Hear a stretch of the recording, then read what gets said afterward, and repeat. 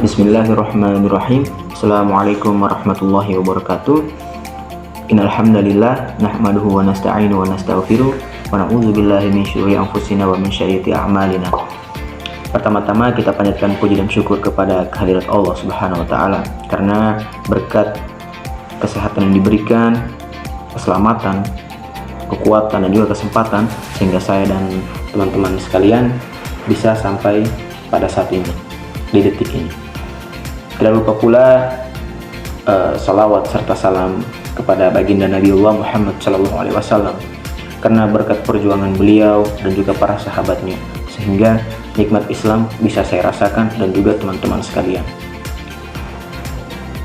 Di video kali ini saya akan menjelaskan kembali materi yang pernah saya presentasikan, yaitu proses manajemen strategi dan keberhasilan usaha. Sebelum itu saya memohon maaf terlebih dahulu apabila di video kali ini banyak kurangnya.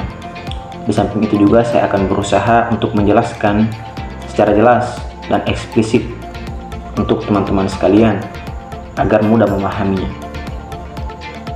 Baik, pertama-tama saya akan menjelaskan apa itu manajemen dan apa itu strategi. Manajemen adalah ilmu dan seni dalam pengelolaan sumber daya yang efektif dan efisien untuk mencapai tujuan yang diinginkan.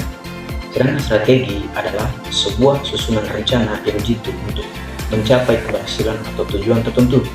Dalam konteks organisasi, strategi mengacu pada serangkaian tindakan yang dirancang untuk mengantarkan organisasi mencapai visi dan misinya. Strategi yang efektif juga dapat memberikan banyak manfaat bagi organisasi, diantaranya meningkatkan peluang bisnis, meningkatkan daya saing, yang ketiga meningkatkan efisiensi dan efektivitas, dan yang terakhir meningkatkan motivasi dan moral karyawan. Jadi manajemen strategi adalah memandu organisasi menuju tujuan yang diinginkan atau keberhasilan jangka panjang.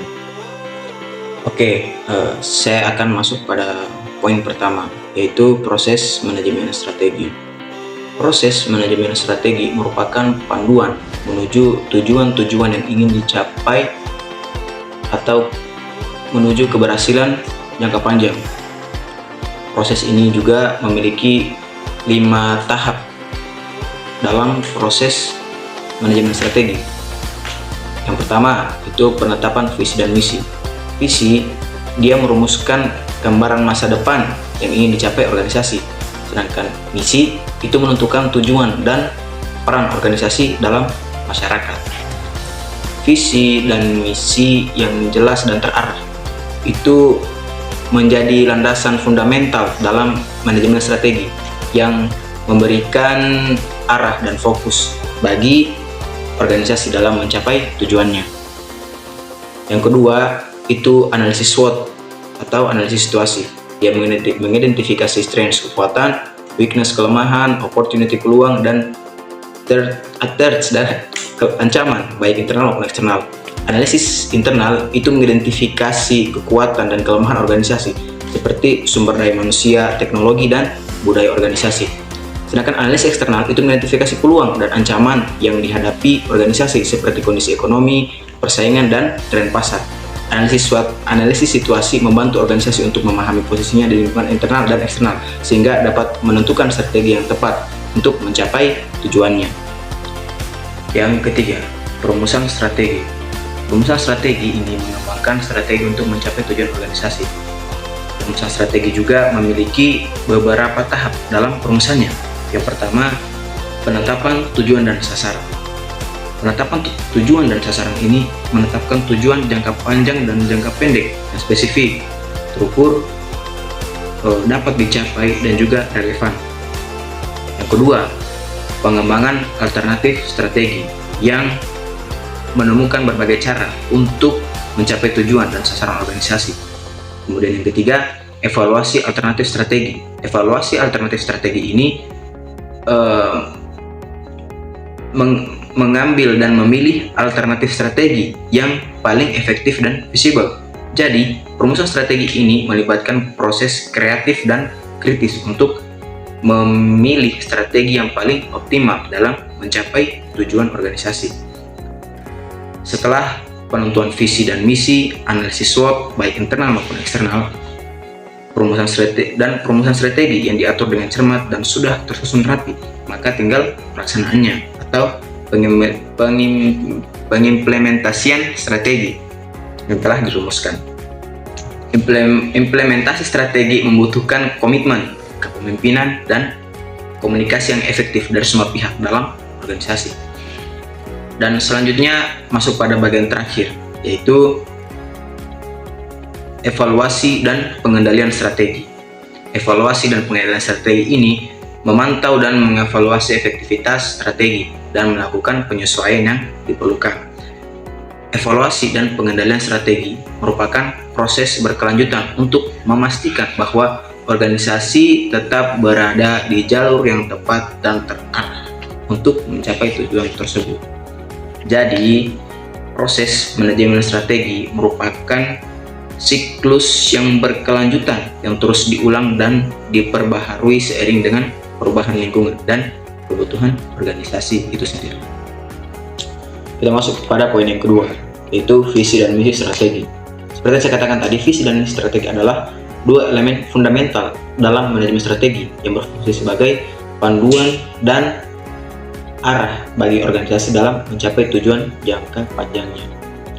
Visi merupakan pernyataan tentang apa yang ingin dicapai organisasi di masa depan, dan juga visi harus mampu membangkitkan semangat dan komitmen seluruh pemangku kepentingan organisasi untuk bekerja sama dalam mewujudkannya. Sedangkan misi adalah pernyataan tentang tujuan dan peran organisasi dalam masyarakat.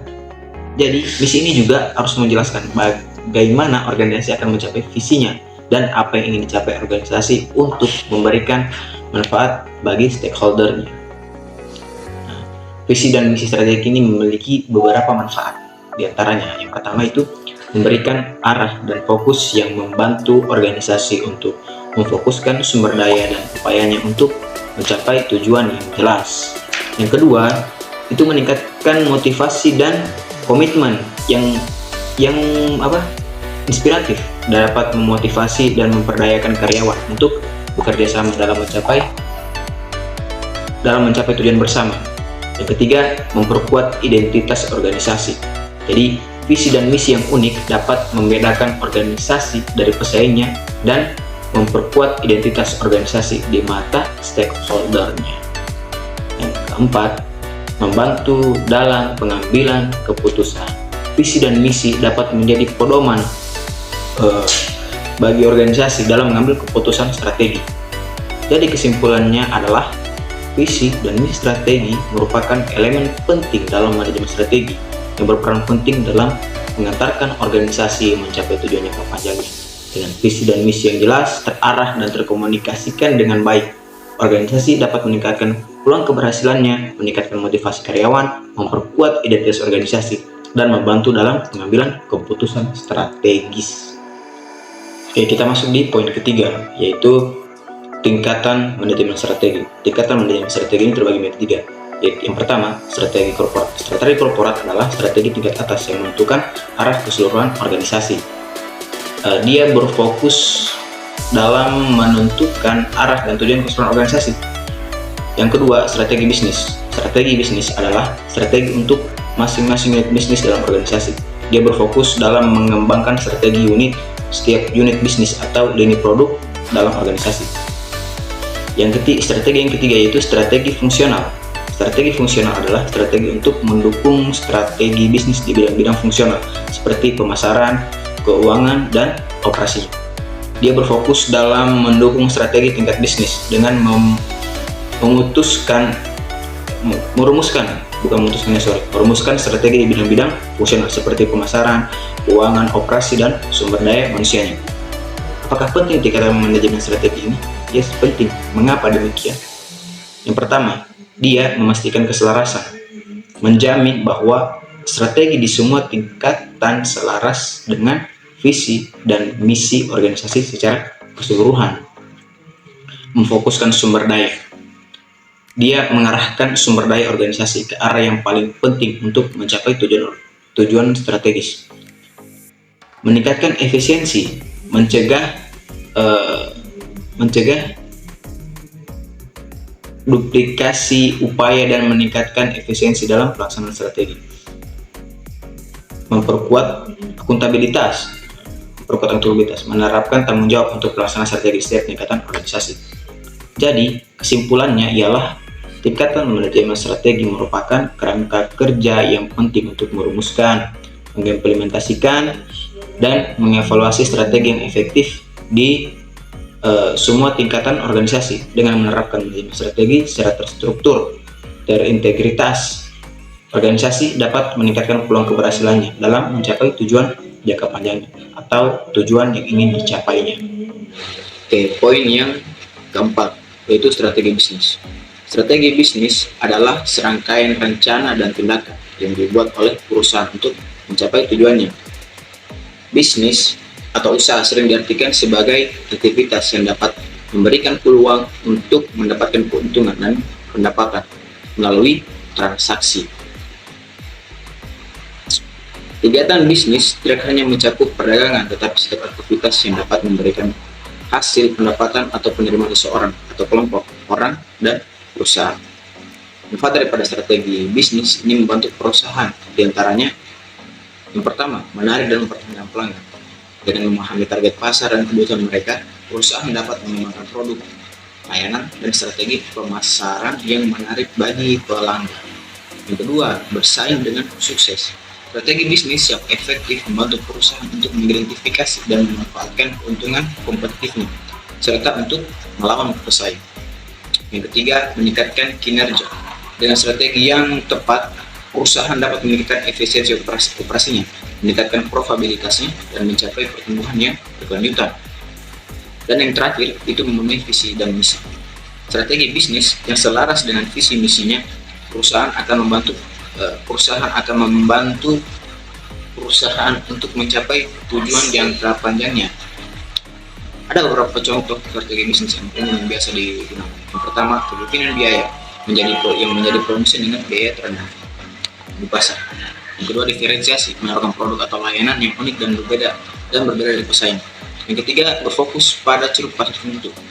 Yang keempat, pertumbuhan yang memperluas bisnis ke pasar atau menciptakan produk baru yang kreatif dan inovatif.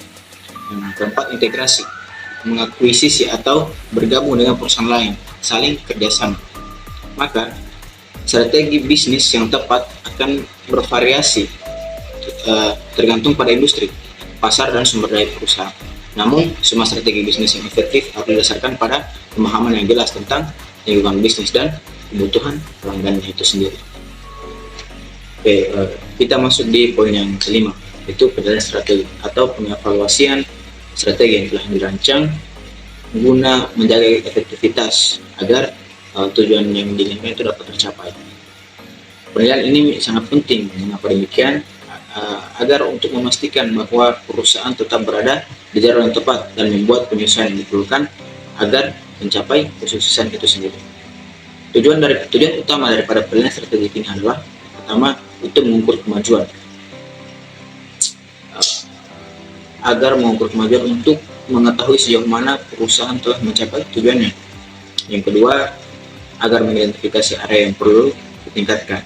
Ini untuk menemukan kelemahan dalam strategi dan mengambil tindakan korektif. Yang ketiga, itu agar membuat keputusan yang lebih baik untuk menggunakan informasi yang diperoleh dari penilaian untuk membuat keputusan yang lebih baik tentang masa depan perusahaan. Proses penilaian strategi pada umumnya ini terdiri dari beberapa aspek, yaitu yang pertama, membuat kerangka kerja penilaian. Yang kedua, mengumpulkan data. Yang ketiga, menganalisis data. Dan kemudian menarik kesimpulan.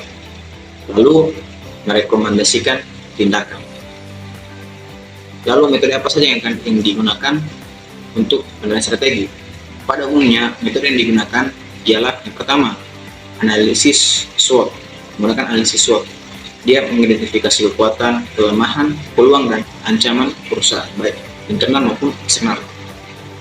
Yang kedua itu mengukur kinerja perusahaan berdasarkan 4 perspektif, dari segi keuangan, pelanggan, proses internal, dan pembelajaran dan pertumbuhan. Yang ketiga itu benchmarking. Benchmarking itu membandingkan kinerja perusahaan dengan pesaing atau pemimpin industri lainnya. Yang keempat itu analisis rasio. Ini terakhir, dia menghitung rasio keuangan untuk menilai kesehatan keuangan daripada perusahaan itu sendiri. Jadi kesimpulannya, penilaian strategi harus dilakukan secara berkala, terutama saat kondisi bisnis berubah. Hal ini sangat penting untuk memastikan bahwa strategi tetap relevan dan efektif dalam mencapai tujuan perusahaannya. Oke, di sini kita akan masuk di poin yang terakhir, yaitu keberhasilan usaha. Keberhasilan usaha adalah pencapaian tujuan yang telah ditetapkan oleh pemilik usaha. Keberhasilan usaha dapat dilihat dari sisi kuantitatif dan sisi kualitatif. Dari sisi kuantitatif seperti mencapai target penjualan atau laba tertentu, sedangkan dari sisi kualitatif itu seperti membangun reputasi yang baik atau menciptakan produk yang inovatif. Di sini saya akan memberikan beberapa contoh indikator dari keberhasilan usaha itu. Yang pertama, itu meningkatkan penjualan dan laba. Meningkatkan penjualan dan laba adalah indikator yang paling umum digunakan untuk mengukur keberhasilan usaha. Yang kedua, meningkatkan pangsa pasar. Meningkatkan pangsa pasar ini menunjukkan bahwa perusahaan semakin populer di kalangan konsumen. Yang ketiga, meningkatkan kepuasan pelanggan. Pelanggan yang puas kemungkinan besar akan kembali lagi dan merekomendasikan perusahaan itu kepada orang lain. Yang keempat, meningkatkan daya tarik dari merek itu sendiri. Merek yang kuat akan membantu perusahaan untuk menarik pelanggan dan membangun loyalitas pelanggan. Yang keempat, meningkatkan penghargaan atas apa yang telah dicapainya. Penghargaan atas pencapaian itu menunjukkan bahwa perusahaan akan lebih diakui atas pencapaiannya itu. Dan yang terakhir itu meningkatkan nilai perusahaan. Nilai perusahaan yang tinggi menunjukkan bahwa perusahaan akan lebih menguntungkan. Jadi kesimpulannya adalah keberhasilan usaha perusahaan dari waktu ke waktu tentunya harus terus dinilai dan dievaluasi, terutama yang berkaitan dengan posisi perusahaan pasar, terutama posisi bersaing dalam rangka keberhasilan usaha. Perusahaan harus dapat ditingkatkan dan dipertahankan sehingga menjadi keberhasilan yang berkelanjutan. Namun penting untuk dicatat bahwa tidak ada satu definisi tunggal tentang keberhasilan yang berlaku untuk semua orang. Setiap pemilik usaha harus mendefinisikan seperti apa arti keberhasilannya mereka, dan kemudian bekerja keras untuk mencapai tujuan tersebut. Alhamdulillah, itulah tadi pemaparan yang telah saya sampaikan. Mudah-mudahan dapat dipahami oleh teman-teman sekalian. Terlebih lagi saya memohon maaf sekali lagi apabila materi yang saya sampaikan itu kurang dipahami. Setidaknya saya juga telah berusaha agar bagaimana teman-teman bisa memahaminya dengan baik. Baik, itu saja. Saya atas nama Muhammad Fahmi Nur Hasan, saya mahasiswa Institut Agama Islam Negeri Kendari, Fakultas Usuluddin Adab dan Dakwah, Prodi Program Studi Manajemen Dakwah. Sekian dan terima kasih. Billahi taufiq wal hidayah. Assalamualaikum warahmatullahi wabarakatuh.